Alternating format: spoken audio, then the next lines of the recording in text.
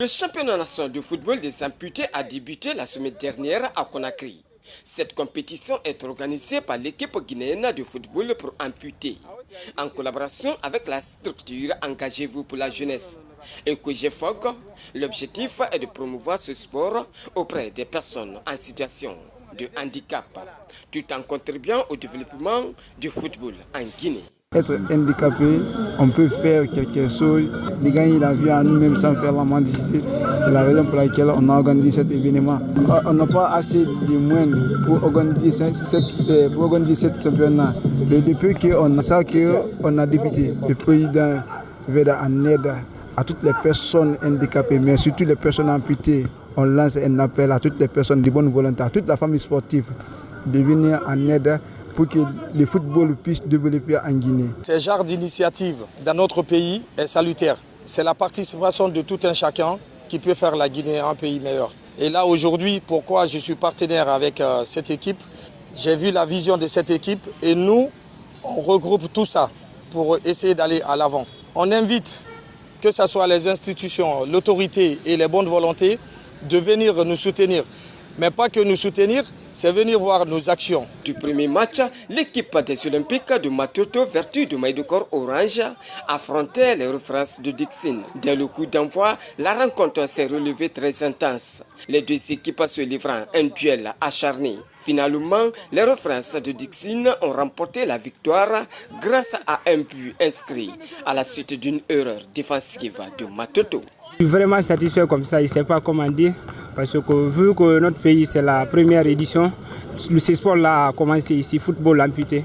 C'est aujourd'hui qu'on a commencé le mini-championnat. On pense agréer pour que toutes les régions y participent, puisque c'est le commencement.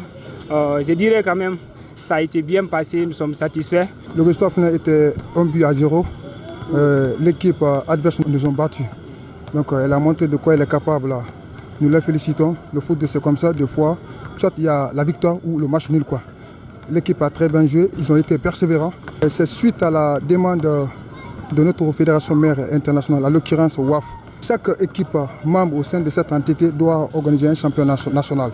Donc le premier de ce championnat local va participer à la Ligue des champions que cette WAF va organiser quoi. Donc c'est la raison pour laquelle nous avons organisé ce championnat. Vous n'êtes pas 100% fois, nous sommes en retard.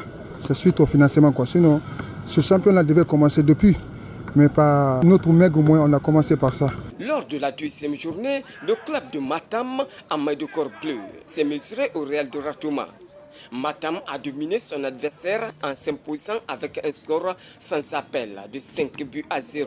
Malgré cette lourde défaite, les joueurs du Real de Ratouma restent motivés et conscients au travail à accomplir pour la suite du tournoi. Un sentiment de satisfaction pour le démarrage de notre championnat qui est organisé par la Fédération guinéenne de football pour amputés.